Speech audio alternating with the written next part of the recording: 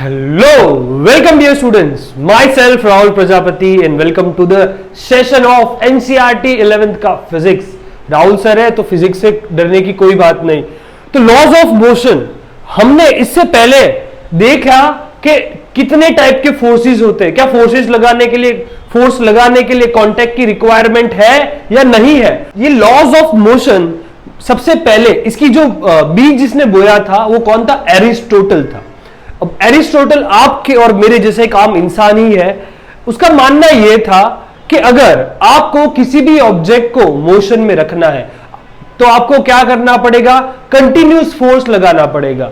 इसका best example यही है कि अगर आप कहीं साइकिल से जा रहे हो, ओके, और साइकिल कंटिन्यूस चलती रहे तो उसके लिए आपको क्या करना पड़ेगा? कंटिन्यूस पेडल मारने पड़ेंगे.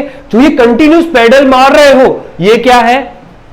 Force, external force. तो हमको यहां से क्या आइडिया पता चलता है? तो हमें यह आइडिया पता चलता है कि कोई भी ऑब्जेक्ट को यूनिफॉर्म मोशन में मेंटेन रखने के लिए आपको धक्का देना पड़ेगा, यानी कि आपको फोर्स लगानी पड़ेगी. और आप जब फोर्स लगाओगे तभी वो मोशन में रहेगा. यह एरिस्टोटल का लॉ था. बट यहां पर एरिस्टोटल ने एक गलती कर दी. उन्होंने यह गलती कर दी कि वो फ्रिक्शन के बारे में नहीं जानते थे. अब ये गलती पता कैसे चली, फ्लॉ पता कैसे चला? By the Galileo. तो गैलीलियो ने समझाया कैसे. तो देखो, तो उसने क्या कर दिया, गैलीलियो ने ऐसे ना तीन मतलब ऐसे स्लोप सरफेस ले ली. अगर किसी, और ये जो स्लोप सरफेस थी ये कैसी है? फ्रिक्शन लेस है. इसमें कोई भी टाइप का फ्रिक्शन नहीं है बेटा. तो जब भी हम किसी ऑब्जेक्ट को ऊपर से छोड़ेंगे तो वो अपने आप नीचे आ जाएगा. दैट मीन्स वो एक्सीलरेटिंग है, उसको एक्सीलरेट हो रहा है, उसकी स्पीड बढ़ रही है. सेम चीज, कभी भी ऑब्जेक्ट अगर ऊपर जा रहा है तो वो रिटार्ड हो रहा है. रिटार्ड मतलब इसकी स्पीड कम होगी, ठीक है. और अगर वही सीधा जा रहा है तो वो कैसा स्टेट है? इंटरमीडिएट. रिटार्ड भी होगा और रुकेगा भी, ठीक है. पर ये तीनों के तीनों जो प्लेन है वो फ्रिक्शन लेस है. अब तुम पूछोगे कि फ्रिक्शन लेस तो दुनिया में ऐसा कुछ होता ही नहीं है. मैं भी मानता हूं फ्रिक्शन जैसा कुछ होता ही नहीं है. मतलब फ्रिक्शन लेस सरफेस जैसा कुछ होता ही नहीं है. इस दुनिया में थोड़ा बहुत फ्रिक्शन तो आपको मिलेगा ही मिलेगा. तो बेटा आप उस फ्रिक्शन को आप कम कर सकते हो बाय अप्लाइंग ऑयल या कुछ भी सोपी सरफेस. तो उससे क्या होगा? फ्रिक्शन जो होगा वो कम हो जाएगा. तो अभी यहां पे मैं क्या करता हूं, मैं इसका कॉम्बिनेशन ले लेता हूं. ये दो स्लोप का मैंने कॉम्बिनेशन ले लिया, ठीक है. अब गैलीलियो अपना एक्सपेरिमेंट परफॉर्म कर रहा है. अब कैसा है? गैलीलियो ने इस स्लोप से इस बॉल को छोड़ दिया तो ये बॉल नीचे जा रही है और वापस ऊपर आ रही है. दैट मीन्स बॉल यहां पर गई और ऐसे यहां पे आई और वापस यहां पर आई, ठीक है. तो अभी ऐसे जा रही है, फिर थोड़ी देर बाद वापस नीचे आ रही है. तो यहां पे ऑब्जर्व क्या हुआ कि जितनी हाइट से गैलीलियो ने बॉल को छोड़ा था उतनी ही हाइट वापस वो कवर करके बॉल आया है. ओके, तो इसी से कुछ आइडिया आया उसको. अच्छा, मैंने जितनी हाइट पर मैंने बॉल को छोड़ा था उतनी हाइट ही तक उसने बॉडी ने कवर की, ठीक है.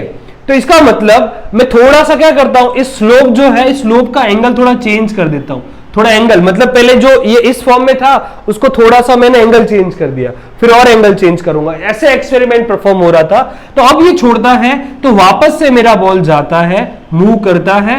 बट अब कहां तक मूव कर रहा है? तो देखो ध्यान से बेटा, ये जो मूव करेगा जब तक उसकी ओरिजिनल हाइट अचीव ना हो जाए. तो देखो ओरिजिनल हाइट यहां पर है, तो यहां पर मेरी बॉडी यहां जाकर हाइट अचीव करती है. मतलब एक बात क्लियर हो गई. आप जितनी हाइट से ऑब्जेक्ट को छोड़ोगे, तो यहां पे छोड़ा, ठीक है. और थोड़ा सा इसको यहां पर इन्होंने क्या कर दिया, थोड़ी स्लांट उसको बढ़ा दिया, ठीक है. तो जितनी हाइट पे आप छोड़ोगे बॉडी भले ज्यादा ट्रैवल कर लेगी, उसे पसंद है, बट वो हाइट तो इक्वली कवर करेगी. समझ में आया यहां तक बच्चा आप सभी को? तो बेटा अभी लास्ट में गैलीलियो ने क्या किया? गैलीलियो ने ये किया कि एक बॉल को छोड़ा बट इस बार इसको फ्लैट कर दिया. तो इसका मतलब वो हाइट अचीव होगी नहीं और ऑब्जेक्ट मेरा कभी रुकेगा नहीं. अरे रे, ये तो एरिस्टोटल के लॉ को साफ साफ नकार दिया, ठीक है. तो यहां पे यस, एरिस्टोटल का लॉ फेल हो गया.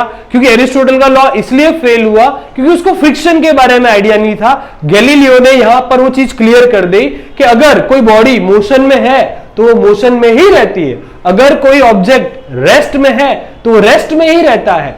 क्लियर है कि नहीं है? तो गैलीलियो का लॉ ये आया और एरिस्टोटल का लॉ फेल हो गया। तो उसने भैया ने किया क्या था, वो फ्रिक्शन को इग्नोर कर चुका था। क्लियर है यहां तक सभी को? तो यहां से गैलीलियो का स्टेटमेंट क्या बन के आता है कि अगर नेट एक्सटर्नल फोर्स में जीरो मान लू, अगर बॉडी पे कोई भी टाइप का एक्सटर्नल फोर्स नहीं है, तो बॉडी क्या करेगा, उसका स्टेट ऑफ रेस्ट, मतलब स्टेट माने कि क्या, कि उस जगह की स्थिति अगर वो रेस्ट पर है तो वो रेस्ट पर ही बना रहेगा, अगर वो मोशन में चल रहा है तो वो मोशन में ही रहेगा। ठीक है, और इसी प्रॉपर्टी जो ये बॉडी की है इसको बोलते हैं हम इनर्शिया। ठीक है, इसी को बोलते हैं हम इनर्शिया। इनर्शिया कैसे, देखो जैसे ये बॉल है, ठीक है, ये बॉल यहां पर ही रहेगा और मतलब मोशन में है तो मोशन में ही रहेगा। ठीक है, तो इसी प्रोसेस को हम बोलते हैं इनर्शिया। तो इनर्शिया का मतलब क्या होता है बेटा, इनर्शिया का मतलब ये होता है कि अगर कोई ऑब्जेक्ट मोशन में था वो मोशन में ही रहेगा। अब कैसे, तो आप सभी लोग अपने दोस्त के एक्टिवा के पीछे बैठे हो, राइट, और वहां पर आप ऐसे शांति से बैठे हो और आपके दोस्त ने ना अचानक से गाड़ी चला दी। तो गाड़ी चलाने पर होता क्या है, आप लोग सब पीछे धक्का लग जाता है आपको अपने आप। हाँ के ना, ऑब्जर्व किया है कि नहीं किया है? अगर किया है ना तो कमेंट में मैसेज भी जरूर करना। तो ये पीछे हम क्यों गए, बट एक्चुअल में हम पीछे गए ही नहीं है। हमने क्या किया है कि एक्टिवा आगे गई है, मैं तो क्या था, रेस्ट पे था, अपनी जगह पे खड़ा था और उस भैया ने एक्टिवा को आगे चला दिया। जैसे ही वो एक्टिवा आगे लेता है तो एक्टिवा आगे जाती, मेरे को तो क्या है, इनर्शिया, मैं तो बदलूंगा नहीं, मैं तो अपनी जगह पर ही रहूंगा। तो वो भैया हो गए रेस्ट पर, इसलिए हम जाते हैं पीछे और एक्टिवा जाती है आगे। सेम चीज बस में भी होती है। बस में हम ऐसे पकड़ के खड़े होते हैं, ठीक है, और बस भैया अचानक से ब्रेक मार देते हैं, ठीक है, अचानक से ब्रेक मारते और मैं जाता हूं वैसे आगे। ऐसा कैसे हो गया? तो यहां पर भी इनर्शिया का लॉ काम करता है। कैसे?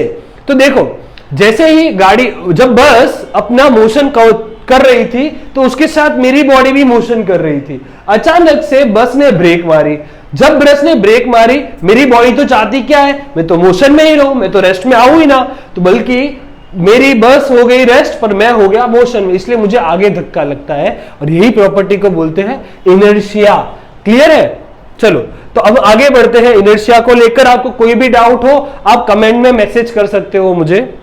तो ये एरिस्टोटल के बाद चली हुई चीज गैलीलियो ने ठीक की और गैलीलियो में थोड़ा सा मॉडिफिकेशन और उसको अच्छा और कंप्लीट बनाने का काम हमारे न्यूटन जी ने किया था। ठीक है, तो न्यूटन ने स्टेटमेंट में क्या ऐड किया है, तो सिर्फ और सिर्फ एक्सटर्नल फोर्स। अब ध्यान से देखना और मुझे मैसेज करना कि भाई न्यूटन सर ने इसकी चोरी की थी क्या गैलीलियो एरिस्टोटल से। तो देख लेते हैं। तो न्यूटन फर्स्ट लॉ क्या बोलता है, तो ध्यान से देखना, अगर कोई भी बॉडी अपना स्टेट ऑफ रेस्ट, मतलब अगर वो रेस्ट पर है या फिर वो मोशन में है, तो वो मेंटेन ही करेगी। कब तक? जब तक कोई बाहरी उंगली करने वाला मिले ना, that means some external force, बाहर से कोई तुमको एक्सटर्नली हैरान ना करे, तब तक। जैसे आप पढ़ रहे हो तो पढ़ते ही रहोगे, अगर खेल रहे हो तो खेलते ही रहोगे। कब तक? जब तक आपका छोटा भाई आपको हैरान ना करे और जब तक आपकी मम्मी आपको हैरान ना करे, तब तक। क्लियर है कि नहीं है? ओके, तो जब भी, तो यहां से हमको एक आइडिया पता चला कि मोशन और रेस्ट, मतलब यूनिफॉर्म मोशन और रेस्ट एक ही चीज है। कैसे? अगर दोनों ही केस में एक्सेलरेशन जीरो होता है मतलब नेट फोर्स जीरो हो गई, ठीक है, तो बॉडी क्या करेगा, उसका यूनिफॉर्म मोशन या रेस्ट मेंटेन करेगा। कब तक? जब तक कोई एक्सटर्नल फोर्स लगे ना। ठीक है, तो देखो एफ नेट जीरो मतलब टोटल एक्सटर्नल फोर्स जीरो होना चाहिए। तो एक ऐसा एग्जांपल लूं, एक रॉकेट है जो अर्थ से निकला और स्पेस में जा रहा है और अचानक से जाके वो अपने थ्रस्ट जो बूस्टर्स होते वो बंद कर देता है और वो अब जो मोशन में आया उसको क्या बोलेंगे हम, यूनिफॉर्म मोशन। अगर वो यूनिफॉर्म मोशन कर रहा है तो उसका external force zero, net external force क्या रहेगा, जीरो रहेगा। क्यों? क्योंकि अभी वो स्पीड चेंज ही नहीं कर रहा। एक्सेलरेशन का मतलब क्या था बेटा, एक्सेलरेशन का मतलब ही तो ये है कि चेंज इन स्पीड। अगर स्पीड चेंज करेगा तभी आपको फोर्स दिखेगा, अदरवाइज तो कोई फोर्स दिखना नहीं है। क्लियर है यहां तक सभी को? चलो तो हम आगे बढ़ते हैं। आगे बढ़ने से पहले न्यूटन्स के सेकंड लॉ पर आपको कोई भी टाइप का डाउट है बेटा तो आप कमेंट में मैसेज कर सकते हो, मैं आपको जल्द से जल्द रिप्लाई करने का ट्राई करूंगा। और अगर आपको वीडियो अच्छी लग रही है तो अपने दोस्तों को भी शेयर जरूर करना और सब्सक्राइब भी जरूर करना। तो न्यूटन्स के सेकंड लॉ पर बढ़ते हैं बेटा। अब न्यूटन्स का सेकंड लॉ समझना है तो सबसे पहले आपको समझना पड़ेगा लीनियर मोमेंटम। लीनियर मोमेंटम, तो लीनियर मोमेंटम समझाने के लिए बेटा देखो ये बॉल आ रहा है, ठीक है, तो ये बॉल मुझे कुछ लगेगा क्या, बट इसी बॉल को जो खींच के मारो तो क्या होगा। तो यहां पे क्या ऑब्जर्व किया आपने कि भाई मोमेंटम एक ऐसी क्वांटिटी है जो इसके वजन और उसकी स्पीड पे डिपेंड करती है। एक बंदूक की गोली लो और खींच के आपको मारो तो क्या मर जाओगे आप, नहीं मरोगे। बट इसी बंदूक की गोली को अगर गन में लूं और फायर करूं तो आपको आर पार हो जाएगी। तो मोमेंटम क्या है बेटा, तो मोमेंटम एक वो फिजिकल क्वांटिटी है जो मास और वेलोसिटी पे डिपेंड करती है। तो क्या है momentum, product of mass and velocity. Okay clear है। तो क्या है मोमेंटम बेटा, तो मोमेंटम अपना product of mass and velocity है, ठीक है। ऐसी क्वांटिटी जो मास और वेलोसिटी पे डिपेंड करती है। आप ये चीज सीधी सीधी समझ सकते हो ये आपके गन के एग्जांपल वाले से। मोमेंटम क्या है, तो product of mass and velocity. और ये जो मोमेंटम होता है ना, ये वेक्टर क्वांटिटी होता है। क्यों वेक्टर क्वांटिटी रहेगा, क्योंकि मैंने देखा कि सर ये मास और वेलोसिटी पे डिपेंड करता है। अगर कोई भी चीज मास और वेलोसिटी पे डिपेंड करती है तो वेलोसिटी तो खुद ही वेक्टर क्वांटिटी, तो मोमेंटम भी क्या होगा, वेक्टर क्वांटिटी होगा। अगर इसका मैं यूनिट डिफाइन करना चाहूं तो product of mass and velocity, वहां पे मास की वैल्यू होती है सर किलोग्राम और स्पीड की वैल्यू होती है मीटर पर सेकेंड। तो आप बेटा सब यहां पर चलो अब हम देखते हैं कि दो बॉडी ले लेता हूं मैं, बॉडी 1 और बॉडी 2। दोनों पे इस बॉडी का वजन m1, इस बॉडी का वजन m2। जो m1 है वो बड़ा है m2 से। दोनों पे आपने इक्वल मात्रा का फोर्स लगा दिया, यहां पर भी 10 न्यूटन और यहां पर भी 10 न्यूटन। तो बेटा जो ऑब्जेक्ट हल्का होगा वो, क्योंकि हमने देखा कि मोमेंटम क्या होता है, मास इनटू वेलोसिटी। जो हल्का होगा उसकी गति तेज होगी, वो स्पीड में भागेगा, और जो भारी होगा वो धीमे धीमे भागेगा।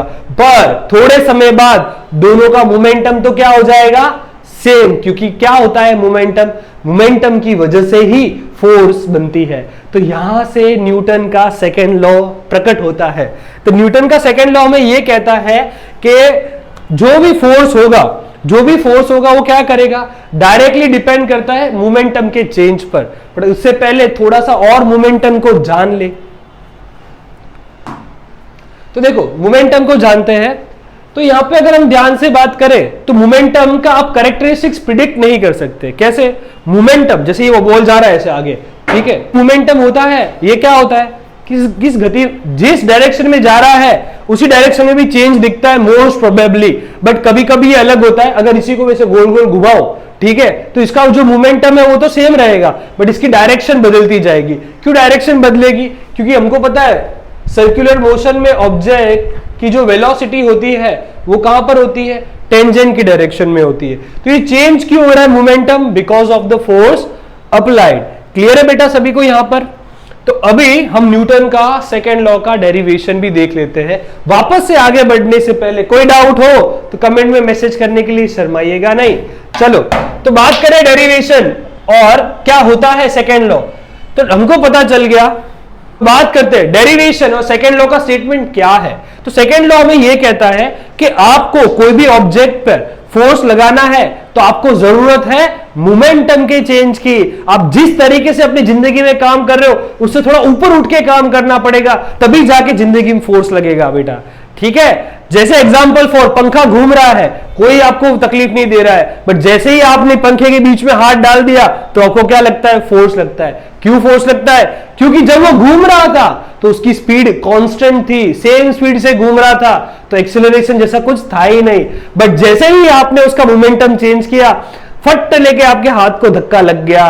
क्लियर है कि नहीं है, क्योंकि आपने उसकी वेलोसिटी चेंज की। और मोमेंटम ऐसी क्वांटिटी है जो वेलोसिटी और मास पे डिपेंड करती है। तो वेलोसिटी को अड़ोगे तो मोमेंटम चेंज होगा, और मोमेंटम चेंज होगा तो क्या बनेगा, फोर्स बनेगा।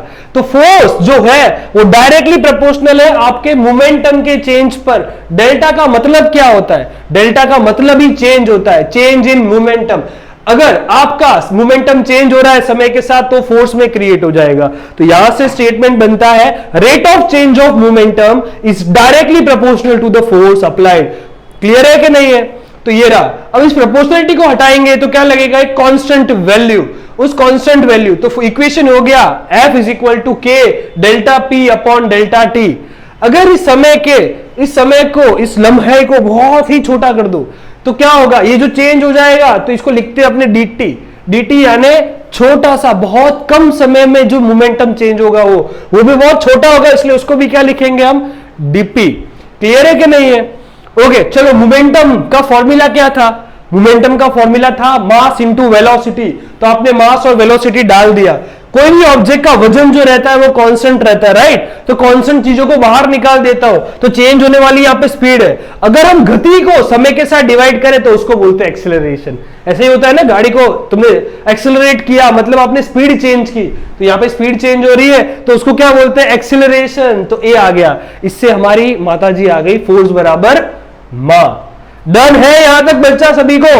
तो मैसेज जरूर करना, ठीक है, कमेंट में। अब कुछ इंपॉर्टेंट चीजें देखते हैं हम, कुछ और इंपॉर्टेंट चीजें देख लेते हैं कि क्या हमने सीखा इस पूरे टॉपिक में से। तो हमने ये सीख लिया कि सर फोर्स का इक्वेशन होता है मा, और मा में अगर एक्सेलरेशन 0 हो तो फोर्स ही 0 होगा, और या फिर उल्टा, अगर फोर्स 0 हो तो एक्सेलरेशन 0 होगा। क्लियर है कि नहीं है? अगर कोई भी ऑब्जेक्ट को फोर्स लग रहा है तो एक्स दिशा में भी लग सकता है, वाई दिशा में भी लग सकता है, और जेड दिशा में भी लग सकता है, ठीक है? तो उसको कैसे दिखाएंगे? तो उसी को उसी तरह से दिखाएंगे।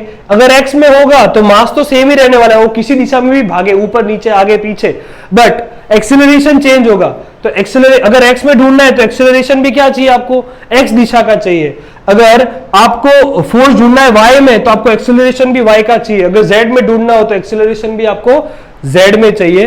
दूसरी चीज, हम जब भी फोर्स लगाते हैं ना बेटा तो फोर्स वेरिंग होता है, मतलब आपने फोर्स लगाया, धीमे धीमे ये कम होता जाएगा, ठीक है, ये वेक्टर। बट उसके जो कंपोनेंट्स है, कंपोनेंट का मतलब क्या होता है कि कोई भी फोर्स बनता है वो में भी एक या दो फोर्स के रिजल्टेंट से भी बना सकते हो। ओके, तो यहां पे हम परपेंडिकुलर कंपोनेंट लेते हैं कभी भी तो उसको बोलते हैं एफ कॉस थीटा और F sine theta.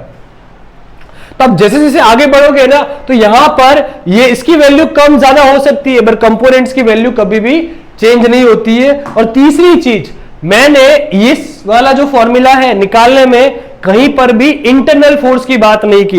Internal force का मतलब क्या? तो इंटरनल फोर्स का मतलब आप समझाता हूं कि ये बॉडी ले ली, इस बॉडी में अंदर पार्टिकल पड़ा हुआ है, ठीक है, और इसको मैं सब मूव कर रहा हूं, ठीक है। तो मैं जो फोर्स की बात कर रहा हूं ना, कहां गया इसको बॉल में डाल देता हूं। तो देखो बेटा, इंटरनल फोर्स माने कि क्या, कि मैं बात कर रहा हूं फोर्स की, तो ये ऑब्जेक्ट है, तो इस ऑब्जेक्ट में मैं से मूव कर रहा हूं तो अंदर पार्टिकल भी चेंज हो रहे हैं। ओके, बट उसको मैं कंसीडर नहीं कर रहा हूं क्योंकि वो इंटरनल फोर्सेस है, और नेट इंटरनल फोर्सेस 0 होता है। बॉडी की बात करूं, छोटी छोटी बॉडी की, तो यहां पे तुमने अलग बनाया, ठीक है। जैसे इस बॉल को उछाल रहा हूं तो इसके अंदर पार्टिकल्स होंगे, ये बॉल उछाल रहा हो तो इसके अंदर भी पार्टिकल्स होंगे जो अपने मोशन कर रहे होंगे छोटे छोटे, बट उसको हम कंसीडर नहीं करेंगे क्योंकि नेट फोर्स क्या है मेरा, 0 है। ओके बच्चा, तो कैसा लगा आपको न्यूटन का सेकंड लॉ सीखकर? बट हमको पता है भगवान श्री कृष्ण भी आकर से चमत्कार दिखाते हैं, तब जाके हमको जिंदगी में पता चलता है कि हाँ भगवान है, ठीक है। तो फिजिक्स भी थियरी कब मजा आएगी, जब उसका एप्लीकेशन होगा। तो चलो एप्लीकेशन करते हैं। ओके, तो यहां पे मैं एक एग्जांपल देता हूं। मैं एक बुलेट है जिसका वजन 0.04 kg का वजन है और वो 60 मीटर पर सेकेंड से जा रही है, और एक वुडन बॉक्स में ऐसे एक पाटिया है, उस पाटिया के अंदर, पाटिया दैट मीन्स वुडन प्लैंक, और उसके अंदर ये बुलेट एंटर करती है और करीबन करीबन 60 सेंटीमीटर ट्रैवल करती है ये बुलेट, ठीक है, पाटिया के अंदर। तो अभी मुझे बताओ कि इस पे कितना फोर्स लगा होगा। ओके सर जी, ठीक है, निकालते हैं। तो हमने फोर्स जो है पढ़ा क्या है sir, change in momentum upon time. मतलब मैं मोमेंटम निकाल दूंगा ना तो मेरा काम इजी हो जाएगा, ठीक है। तो पहले मोमेंटम निकाल देते हैं। ओके, या फिर हम दूसरी चीज भी कर सकते हैं, हम एक्सेलरेशन, दूसरा इक्वेशन हमने क्या पढ़ा था, force is equal to mass into acceleration. अगर आप एक्सेलरेशन निकाल दो तो बहुत इजी हो जाएगा। तो ऐसा कौन सा इक्वेशन है जिसमें हमको पता है कि इनिशियल वेलोसिटी हो, फाइनल हो, डिस्प्लेसमेंट हो और एक्सेलरेशन ढूंढना हो? तो वो होता है बेटा v² minus u² equal to 2as। तो यहां पे सर फाइनल तो हो जाएगी 0, इनिशियल स्पीड हमको दी थी 60 और उसका स्क्वायर कर देते हैं, एक्सेलरेशन आएगा सर नेगेटिव क्योंकि ये रिटार्डेशन है, और डिस्प्लेसमेंट जो ट्रैवल होगी, ओके, डिस्प्लेसमेंट जो ट्रैवल होगी वो कितनी है, 60 सेंटीमीटर है। अगर इसको मीटर में कन्वर्ट करूं तो कितना आएगा, 0.6। ओके, तो ये कितना हो गया बेटा, 60 इंटू 60 अपॉन 0.6, 0.6 माने के, और ये डिवाइड बाय 2। ओके, तो आप यहां से जो एक्सेलरेशन निकाल पाओगे, मैं जिससे जहां तक आप दिखा पा रहा हूं मैं आपको, यहां पे बेटा आप एक्सेलरेशन निकाल पाओगे कैसे? तो ये पॉइंट को हटा दोगे आप, तो ये 10 ऊपर आ जाएगा, तो कितना हो गया 660, और ये 10 पॉइंट को हटाने के लिए ऊपर 10 लिखोगे तो ये 600 हो गया, डिवाइडेड बाई 2। 6 6 कितना होता है बेटा? 36 होता है। ओके, और कितने जीरो हो गए? 3 जीरो हो गए, डिवाइड बाई 2, 2 18 जा, तो बाप रे इतना सारा एक्सेलरेशन। ओहो, कोई बात नहीं, ठीक है। चलो, तो फोर्स का इक्वेशन क्या होता है? मा होता है। तो फोर्स में अगर मा लगाओ तो 0.04 इंटू 18,000, ठीक है। तो 4/100 हो गया, और ये 18,000 हो गया। तो ये 2 जीरो बेटा यहां से कट हो जाएंगे, और मल्टीप्लाई करोगे आप तो 4 8 जा 32, 3 कैरी, 4 1 जा 4, तो 720 न्यूटन का फोर्स लगेगा। तो अब यहां पे ध्यान से देखो, ये छोटी सी बुलेट का वे कितना फोर्स आया, 720, by applying velocity, momentum change मारा तो आर पार कर गई तुमको, ठीक है। वापस से अभी यहां पे आपको इक्वेशन दिया हुआ है। अब ये इक्वेशन क्या है बेटा, तो मैं आपको बताता हूं। तो ये इक्वेशन है y यानी कि डिस्प्लेसमेंट, मेरा पार्टिकल डिस्प्लेसमेंट मतलब मोशन कैसा कर रहा है उसका इक्वेशन है। और यहां पे जो t है वो क्या है? टाइम है। मतलब टाइम के अकॉर्डिंग ये मोशन क्या होता जा रहा है? चेंज होता जा रहा है। और हमको बोला है आपको फोर्स निकालना है। तो फोर्स का इक्वेशन क्या होता है? मा होता है, और मा में ए क्या होता है? एक्सेलरेशन होता है। तो एक्सेलरेशन निकालते हैं, तो एक्सेलरेशन क्या होगा? डेरिवेटिव ऑफ टाइम, डेरिवेटिव सबसे पहले मुझे क्या निकाल देता हूं? वेलोसिटी निकाल देता हूं। वेलोसिटी क्या होगा? Derivative of displacement. तो d by d t of y का इक्वेशन क्या है पूरा? U t plus half g t square, ठीक है। तो यूटी को बाहर निकाल दूं तो ये हो जाएगा D T upon D T plus half constant है, ग्रेविटी भी कांस्टेंट है, D by d t of T square, ठीक है। डी टी कट तो ये आ गया यू, ओके। हाफ जी तो ऐसा ही रहेगा, डेरिवेटिव ऑफ टी स्क्वायर तो 2 बेटा आगे आ जाएगा, तो ये हो गया 2t, और ये 2 कट तो ये हो गया u प्लस जी टी, ये हो गई वेलोसिटी। अब वही वापस एक्सेलरेशन निकालना है, तो again you have to do a derivation with respect to time. तो डेरिवेशन कर देते हैं हम, तो ये हो गया u plus G T, okay sorry, u plus G T. अब यहां पर जो स्पीड है u, वो तो क्या है? कांस्टेंट है। एंड वी नो दैट कि कोई भी कांस्टेंट नंबर का आप डिफरेंशिएशन करोगे तो वो तो क्या रहेगा? हमेशा 0 रहेगा। और dt यहां पे भी कट, तो एक्सेलरेशन कितना आ गया आपका? g आ गया। ओके बेटा, तो फोर्स का इक्वेशन होता है मास इनटू एक्सेलरेशन, बट यहां पे मास है, एक्सेलरेशन की जगह g, तो आंसर आ गया आपका mg। ठीक है, यहां पर आपको अच्छे समझ में आ गया, आई होप। चलो अब हम बात करते हैं इंपल्स की। इंपल्स क्या है? तो इंपल्स आया कहां से है? तो ध्यान से देखें, तो हमने न्यूटन का सेकेंड लॉ पढ़ा था। न्यूटन का सेकेंड लॉ क्या था? कि सर जो भी फोर्स होगा वो क्या होगा? मोमेंटम के चेंज के बराबर होगा, rate of change of momentum के बराबर होगा, ठीक है। अब यहां पे जो रेट ऑफ चेंज है, अगर इसी को अगर मैं मोमेंटम को सब्जेक्ट बना दूं तो क्या होगा? वो फोर्स इनटू टाइम हो जाएगा। तो ये इंपल्स क्या है? इंपल्स बेसिकली मोमेंटम ही है। It is a product of force and time. क्या है वो? फोर्स एंड टाइम का प्रोडक्ट है। होता क्या है, अगर बहुत ज्यादा अमाउंट में फोर्स लग रही है, ओके, बहुत शॉर्ट इंटरवल ऑफ टाइम के लिए, तो वो जो चीज बोलेंगे उसको बोलेंगे हम इंपल्सिव फोर्स। तो बेटा क्या होता है, सपोज ये बॉल आया, ओके, तो जनरली इंपल्सिव फोर्स हम यूज भी करते हैं। देखो जैसे ये बॉल आ रहा है, तो इस बॉल को बेटा कैच करते वक्त बॉलर क्या करता है? अपना हाथ ऐसे पीछे ले लेता है, ठीक है। क्यों पीछे लेता है? क्योंकि वो जानता है अगर मैं समय को मैं बढ़ा दूंगा तो क्या होगा? इंपल्स कम हो जाएगा। इसकी वजह से उसको क्या होता है, बॉलर जो कैच करता है ना, क्रिकेटर, उसके हाथ में चोट नहीं लगती है। बट कुछ मूर्ख बच्चे जिनको फिजिक्स नहीं आता है, वो क्या करते, जब बॉल आता है तो बॉल को ऐसे कैच करते, सामने हाथ रखते, तो इससे ना डबल झटका लगता है और उनका हाथ इंजरी होने के चांसेस बढ़ जाते हैं। तो आपने देखा होगा वो विकेट कीपर धोनी ऐसे होता है और पीछे आके ऐसे बॉल करता है, हाँ क्या ना? क्लियर है ना? चलो, तो आप धोनी की बात की है तो क्रिकेट को याद भी कर लेते हैं, ठीक है। आपके लिए मस्त क्रिकेट वाला एग्जांपल भी लेकर आया हो कि एक बैट्समैन है, बॉल को हिट कर रहा है सीधा सीधा ऐसी डायरेक्शन में जिस डायरेक्शन में बॉलर बॉल फेंक रहा है, ठीक है। तो ये बॉलर ने सपोज बॉल फेंकी, ओके, और उसी डायरेक्शन में उस बैट्समैन ने क्रिकेट से इसको वापस बॉल से यहाँ पे मार भी दिया, ठीक है। तो आने वाली स्पीड थी मेरी u थी और जाने वाली स्पीड थी -u, और मुझे यहाँ पे बोला हुआ है दोनों आने और जाने की गति सेम ही थी, मतलब जिस गति से बॉलर ने बॉल फेंका उसी गति से क्रिकेटर ने बॉल को हिट किया, जिससे वो सेम स्पीड से आगे जाए बॉलर की डायरेक्शन में। तो बेटा हमको यहाँ पे क्या निकालना है, हमको निकालना है फोर्स, हमको निकालना है इंपल्स। क्या निकालना है, इंपल्स। तो इंपल्स क्या होता है, तो सर हमने इंपल्स दे दिया चेंज इन मोमेंटम, आपको मोमेंटम का चेंज ही निकालना है, दैट इज इंपल। कोई भी चेंज मतलब final momentum minus initial momentum करूंगा तो भी हो जाएगा। फाइनल मोमेंटम क्या होता है, mass into velocity, mass into velocity, ये v final velocity, u initial velocity. तो ध्यान से देखना बेटा यहाँ पर, तो हम मानते हैं कि ऑब्जेक्ट ने मतलब देखो फाइनल क्या होगा, क्रिकेटर ने जो बॉल मारा होगा जिस स्पीड से, तो ये हो गया नेगेटिव में, ओके m, और ये इस दिशा में आ रहा है तो इसको पॉजिटिव ही मान लेता हूं, तो u। तो ध्यान से देखो यहां पर, तो ये कितना हो गया -mu, और ये भी कितना हो गया -mu, तो कितना हो गया -2mu, ठीक है। तो -2, मास की वैल्यू कितनी थी 0.15 थी और स्पीड की थी 12, ठीक है। तो 12 2 जा 24, 24 इंटू 15 कितना होगा 20, 10 और 4 14 प्लस 2 16 और 2 और ये हो गया 360, 2 पॉइंट लगा दूंगा तो कितना हो जाएगा 3.6 किलोग्राम मीटर पर सेकेंड। ये इसका इक्वेशन हो गया। क्लियर है बेटा सभी को यहां तक। थर्ड लॉ ऑफ मोशन पे बात करें तो न्यूटन का थर्ड लॉ क्या है कि इस दुनिया में ओके जैसा कर्म करोगे वैसा ही फल पाओगे, ये न्यूटन का थर्ड लॉ है, ठीक है। इसको कोई बदल नहीं सकता बेटा, आप भी नहीं बदल सकते। इस बॉल को ऊपर फेंकूंगा, जितनी फोर्स से नीचे जाएगा उतनी फोर्स जमीन भी इसको लगाएगी, इससे वो ऊपर उठता है। क्लियर है कि नहीं है, यहां पर समझ में आया आप सभी को।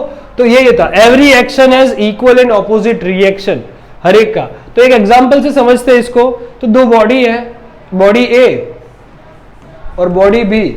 बॉडी ए और बॉडी बी एक दूसरे को क्या करने वाली, टकराने वाली है। जैसे ही वो टकराएगी तो ये इसको फोर्स लगाएगा और ये इसको फोर्स लगाएगा। तो ये जो फोर्स लग रहा है उसको क्या बोलेंगे, फोर्स पे मतलब ए पे बी लगाया द्वारा force F A B, B पे ए के द्वारा लगाया हुआ फोर्स एफ बी है। वो दोनों का वैल्यू सेम होगा, बट उन दोनों की दिशा जो होगी वो अलग अलग होगी, उल्टी होगी। इसी पे वर्क करते हैं अभी एक्शन एंड रिएक्शन वाले पार्ट पर। तो बेटा हमको है ना इस वाले प्रॉब्लम के अंदर एक बॉल को इसे दीवार पे मारा जा रहा है, ठीक है। तो ये बॉल का डायरेक्शन क्या होगा, फोर्स। तो पहले वाले केस में ये अंदर की तरफ होगा, टकराएगा, वो बाहर की तरफ होगा। क्लियर है कि नहीं। और दूसरा क्वेश्चन मुझे पूछ दिया है कि कितना इंपल्स लगेगा इस पर, तो इंपल्स भी देखना है आपको। तो इंपल्स का फॉर्मूला मैं जानता हूं सर, वो तो क्या होता है, चेंज इन मोमेंटम होता है। मोमेंटम चेंज करना है तो मोमेंटम मेरे को पता है सर, मोमेंटम होता है मास इनटू वेलोसिटी, और कोई भी चीज का चेंज निकालना है तो फाइनल माइनस इनिशियल, तो फाइनल होगा mv माइनस mu, ठीक है। अब मैं जानता हूं यहां पे फाइनल स्पीड भी u है और इनिशियल स्पीड भी u है, बट आने जाने की दिशा अलग अलग है, इसलिए हमने फाइनल माइनस इनिशियल तो कर दिया, पर होगा क्या mu माइनस माइनस mu, तो हो गया बेटा दुगना। क्लियर है कि नहीं है। वही अगर मुझे इस वाले केस में निकालना है तो आप यहाँ पे ऑब्जर्व कर सकते हो कि जिस एंगल से बॉल टकरा रहा है दीवार को, वो कुछ पर्टिकुलर एंगल पर है, और जब भी एंगल पर होता है तो हमको क्या सॉल्व करना रहता है, कंपोनेंट्स। तो हमको कंपोनेंट सॉल्व करने हैं। तो इसके कंपोनेंट, ये इनिशियल स्पीड होगी, ये ले लेता हूं u दिया हुआ है और v भी u दिया हुआ है, ठीक है। तो इसका कंपोनेंट सॉल्व करूंगा तो एक हो जाएगा uy और एक ux, और ये हो जाएगा vy इस तरफ, और यहां पे हो जाएगा vx। अब हम ध्यान से ऑब्जर्व करें, अगर हम ध्यान से ऑब्जर्व करें बेटा यहां पर, ठीक है, तो ये वाला फॉर्म जो ये आएगा डायरेक्शन वो इस तरफ जाएगा, that is again u cos theta. तो x कंपोनेंट तो कट हो गए, बचे कौन से, सिर्फ और सिर्फ y कंपोनेंट। तो x कंपोनेंट में तो इंपल्स हो जाएगा 0। नहीं मजा आ रहा है भाई।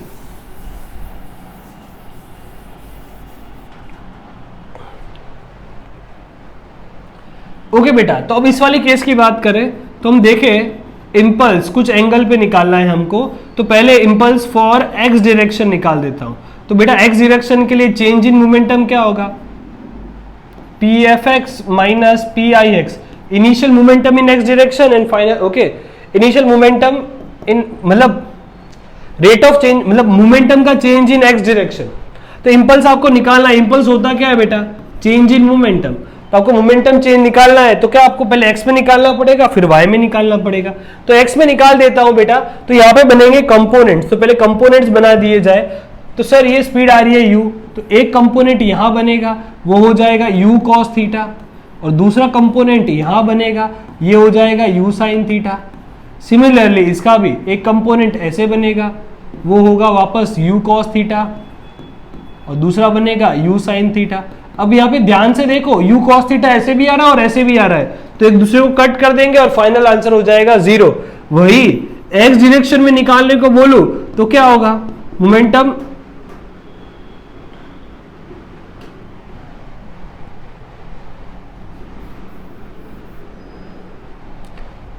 तो बेटा हमको है ना इंपल्स निकालना है एक्स डायरेक्शन में। तो इंपल्स निकालना है, वो क्या होता है, इंपल्स चेंज इन मोमेंटम होता है। मैं एक्स दिशा की बात करूं तो एक्स दिशा में क्या होता है कि final momentum in X and minus initial momentum in X. तो फाइनल में बात करूं तो M V X minus M U X, ठीक है। तो एम वी एक्स मगर मैं देखूं ध्यान से फाइनल कितना हो रहा है एक्स डायरेक्शन में, तो फाइनल हो जाएगा सर ये भी यू कॉस थीटा, ओके, और ये हो जाएगा minus 2 okay you cos theta. Minus क्यों, दोनों की दिशा ऑपोजिट है, ये इस तरफ है और ये इस तरफ है। तो कितना हो गया 2mu cos थीटा और 2mu cos 30। cos 30 की वैल्यू पता है, cos 30 इज 1/2, तो mu cos 30 सॉरी इसकी वैल्यू होती है √3, ओके cos 30 लिख दो आप। क्लियर है। सिमिलरली मैं साइन थीटा की बात करूं तो ओके एक्स वाई डायरेक्शन में करूं बेटा, तो वाई डायरेक्शन में आप निकालोगे ना तो वापस से P F minus P I, और वो होगा कितना एम यू साइन थीटा। यहां पे कर देता हूं तो हो जाएगा बेटा M U sine theta minus M U sine theta. तो सर दोनों माइनस कट हो जाएंगे और आंसर आ जाएगा 0। हाँ शुभम,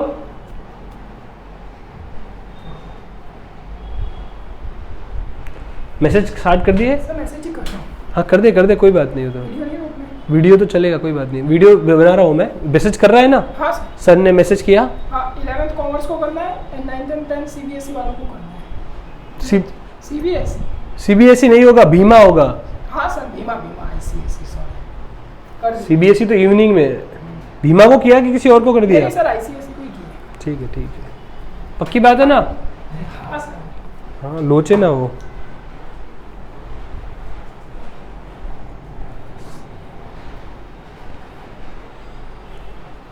चलो अब कंजर्वेशन ऑफ मोमेंटम की बात करें तो बेटा ये जो कंजर्वेशन ऑफ मोमेंटम है ना ये कहां से आया हुआ है, तो ये सेकेंड और थर्ड लॉ की वजह से आया हुआ है कंजर्वेशन ऑफ मोमेंटम। अभी कैसे ये सेकेंड और थर्ड लॉ की वजह से आया हुआ है तो वो भी देख लेते हैं। तो हमने देख लिया कि सर मोमेंटम क्या होता है, अगर मैं ध्यान से देखो फोर्स होता क्या है, चेंज ऑफ मोमेंटम होता है, राइट ओके। तो अब मैं केस लेता हूं, एक बुलेट मतलब बुलेट निकल रही है गन में से, तो यहां पे क्या हो रहा है, तो बुलेट फायर हो रही है, तो जितना मोमेंटम से मेरा बुलेट जा रहा है उतना ही मोमेंटम मेरे गन पे भी लग रहा है। मोमेंटम देखो तो मैं बोल सकता हूं कि यहाँ पे सर न्यूटन का थर्ड लॉ भी एक्ट कर रहा है। न्यूटन का थर्ड लॉ क्या बोलता है कि every action is equal in opposite reaction. तो दोनों के दोनों एक दूसरे को क्या कर रहे हैं, अपोज कर रहे हैं फोर्स, बट मैग्नीट्यूड दोनों का क्या है, इक्वल है। अब मैं जानता हूं कि फोर्स जो होता है वो क्या होता है, rate of change of momentum. तो ये क्या हो जाएगा, momentum upon time, momentum upon time, दोनों के दोनों टाइम सेम थे तो कट हो गए। अब यहाँ पे change in momentum of gun and change in momentum of bullet मैं ध्यान से करूं तो चेंज इन मोमेंटम क्या होगा, इनिशियल माइनस फाइनल। तो इनिशियल गन का तो कुछ था ही नहीं, बुलेट का भी कुछ था ही नहीं, फाइनल क्या था, फाइनल था मोमेंटम गन का, तो ले लिया। तो PG minus P zero is equal to PV minus P zero. तो अगर मैं ध्यान से देखूं तो क्या हो गया, पीजी माइनस पीबी हो गया। अब ये माइनस कहां से आया, तो माइनस बेटा देखो ऊपर था, यहां पर वो आगे कैरी फॉरवर्ड हुआ और यहां पे माइनस भी था क्योंकि वो न्यूटन्स का थर्ड लॉ है। तो यहां से पता चल गया कि मैं अगर बात करूं गन या बुलेट दोनों के मोमेंटम को टोटल करूंगा तो आंसर 0 ही आएगा। इसलिए बोलते हैं इन एन आइसोलेटेड सिस्टम, अगर एक सिस्टम आइसोलेटेड है, आइसोलेटेड माने कोई और अदर एक्सटर्नल फोर्स नहीं है, तो क्या होगा कि पूरी बॉडी का जो मोमेंटम है कंजर्व रहेगा, चेंज नहीं होगा। वापस से इसको डिराइव करने का एक और तरीका ले आया हूं आपके लिए। तो बॉडी है, बॉडी भी एक दूसरे को कोलाइड कर रही है, टकराने के बाद वो वापस पीछे जाएगी। तो इनिशियली मोमेंटम इनका था पी ए पी बी और फाइनल हो गया पी ए डैश और पी बी डैश। मुझे अगर निकालना है इंपल्स मतलब चेंज इन मोमेंटम तो कैसे निकालूंगा, P A dash minus P A और ये भी P B dash minus P A. Clear है कि नहीं है? ओके, दोनों के दोनों इंटरवल सेम ले लेता हूं। न्यूटन के थर्ड लॉ के अकॉर्डिंग जितने फोर्स आप अप्लाई करोगे ए से बी पर उतना ही फोर्स बी ए को भी प्रोवाइड करेगा, बट दोनों की दिशा जो होगी वो कैसी होगी, ऑपोजिट होगी। तो ऑपोजिट ले लेता हूं, दोनों की वैल्यू पुट ऑन की, तो ये सारे के सारे क्या है, ए डैश ए डैश ए डैश बी डैश, ये है फाइनल मोमेंटम और ये क्या है, इनिशियल मोमेंटम। तो यहां से ये चीज आ गई ना, final momentum is equal to initial momentum. Final momentum और इनिशियल मोमेंटम सेम है।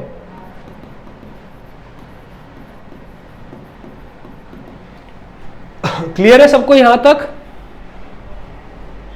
Final momentum, initial momentum.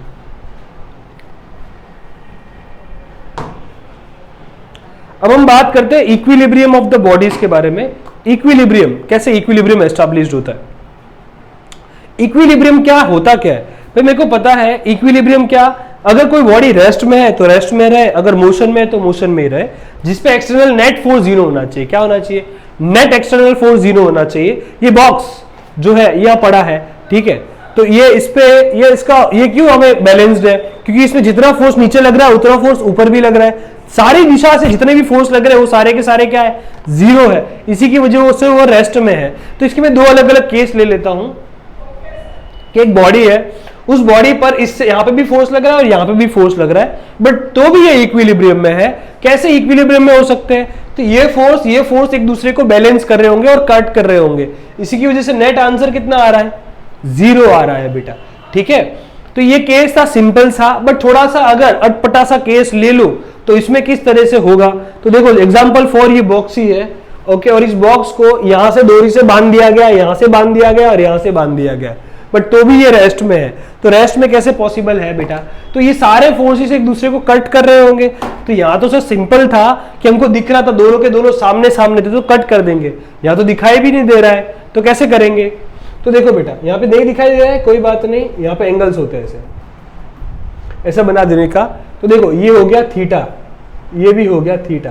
तो ये देखो इसके कंपोनेंट होते हैं, जो थीटा जिसके ड्रॉ किया है ना थीटा, वहां पे आ जाएगा कॉस कंपोनेंट। तो यहाँ पे क्या हो जाएगा, F1 cos थीटा, और ये कंपोनेंट हो जाएगा F1 sin थीटा। सिमिलरली